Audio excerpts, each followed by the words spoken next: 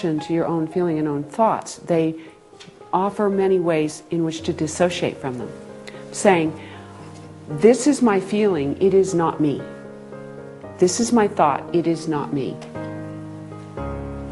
Then the me, whatever that is, has compassion for it, which is a type of reframe, if you think about it. Now, once that part has been understood and evolved, you reintegrate it. For some people, they need to dissociate from that part for quite a while to really get understanding of it.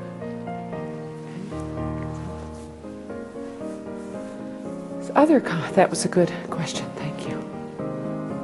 Other comments or questions about this process?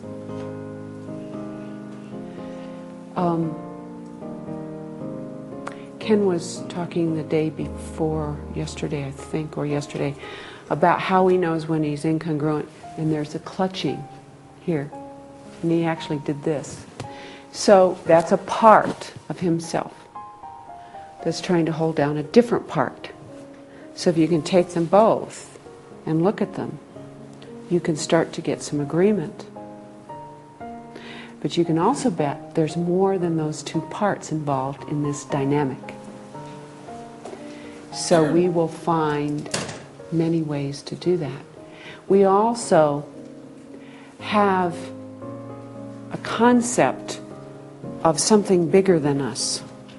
Some people call it our higher self. Some people call it the great creator. Some people call it God. That is an aspect of who we are that we have a concept of in our mind field. How we represent that affects whether we're afraid of it, we work with it, or we dismiss it. It's interesting. I took a workshop from Lucas on the concept of death and a greater power in our mind fields, or what he calls a social panorama, and where we place our concept of God. And I did a little research in talking to people about their concept of God and where we place it in its usefulness to us. So some people place God up here looking down on them. Some people place God on their shoulder either in a benevolent way or a judgmental, harming way. Some people see themselves connected from here to some creative force that's larger and way out there in an ethereal form. So you might notice how you do that. We won't touch with that today, but notice how you do that. And is it useful to you? And what if you move it around? So today we're going to play with the concepts of parts when we have incongruence or problems with some sort of conflict with ourselves. So we'll begin with ourselves. What we're going to do is think of a situation in which we want to do something. Remember, we're going to go back to the first day of reframing. There's some incongruence. Part of us really wants to do something, but we're confused about it, or we just can't seem to pull it together. And so you're going to have a situation.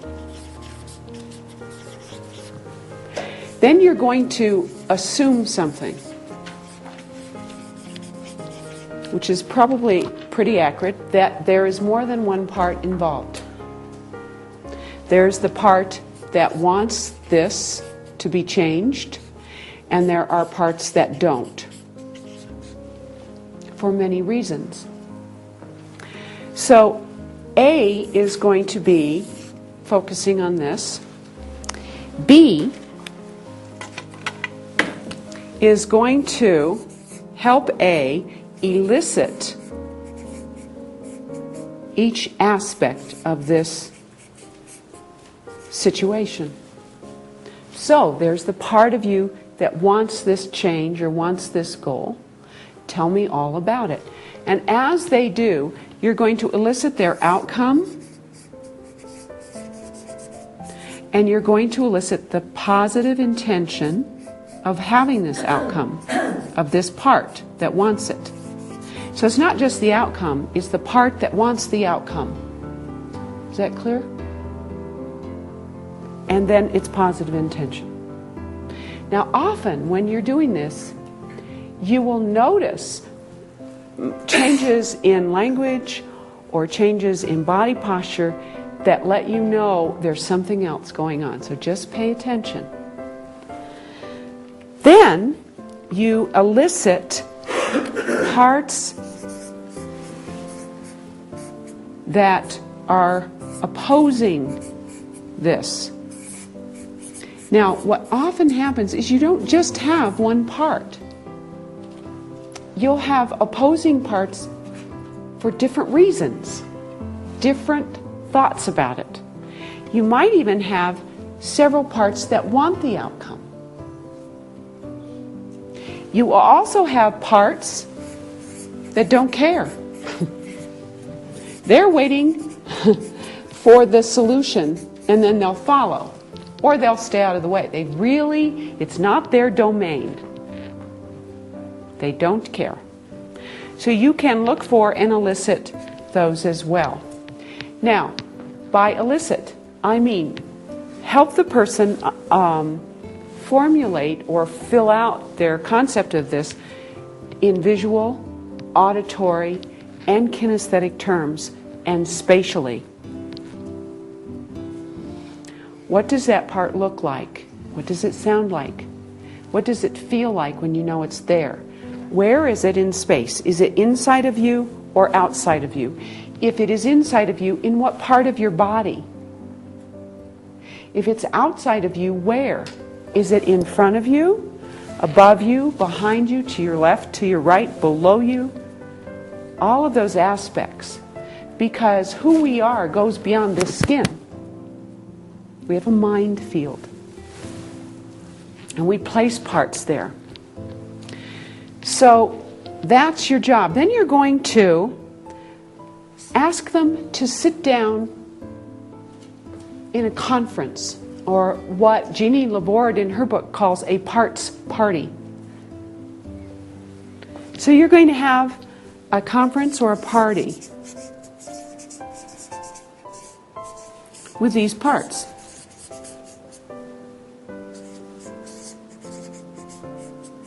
Listening to the different viewpoints of each one.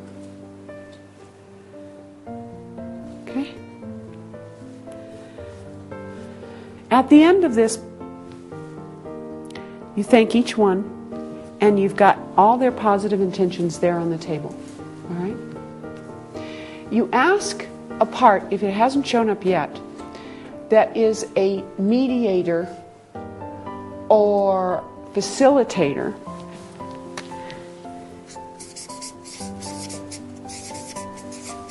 to facilitate this communication in such a way that agreement begins to happen.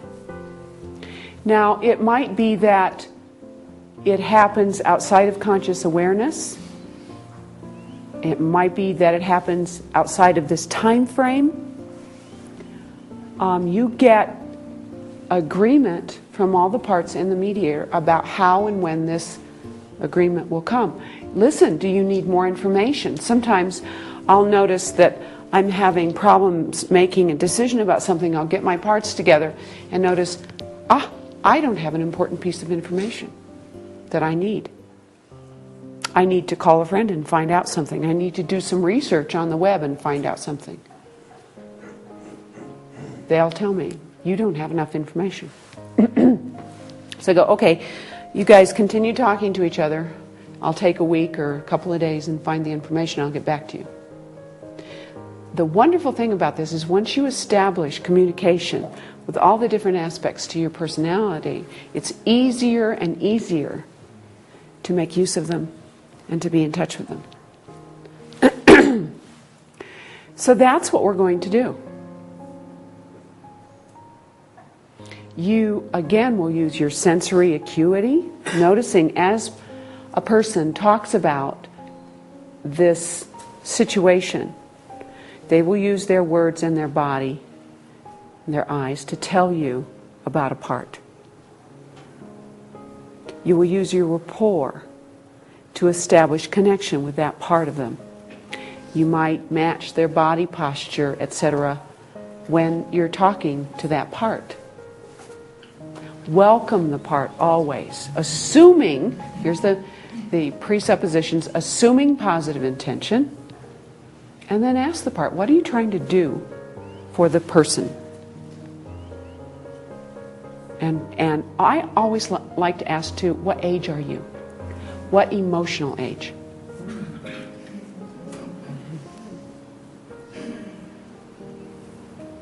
I also like to ask, when did you start doing this job for Oliver or Matt or Father Israel? When did you start doing this?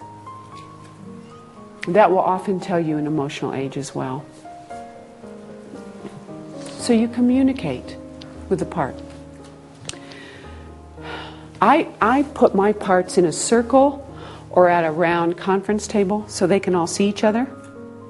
And this also, Gary, is part of that integration. Because what happens when we are disintegrated is when our different parts aren't in communion with each other. And once I have them all together and they see the value of each other, there is a sense of wholeness. What we're doing when we facilitate their different points of view is getting that communion. Then, once you have that, and you've left this to this part to take care of, either in that moment, and you're clear about an idea, sometimes you'll go, oh my God, there it is. That's what I need to do. Do I get agreement with all parts? Yes. Thank you. Do you all agree to support me in making this change? Yes. Thank you. And you'll feel a wholeness. Then you want to reintegrate these parts. So you have dissociated them. Sometimes they're already dissociated. So you're dissociating them. Then when you have understanding of some sort, either they agree to listen to each other, they agree to work together, or they've come up with a solution, you take them all back in and invite them to work together. Now sometimes you don't have a specific answer, but you will begin to notice your behavior, feelings, and thoughts changing. You'll feel different. And you'll notice things moving easier.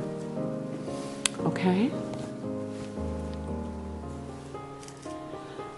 So, you could have anywhere from 2 to 12 parts. Sometimes there are even more, and you need to choose. You might ask, which parts are involved in that's important for us to be in touch with? Because you don't want all of them there.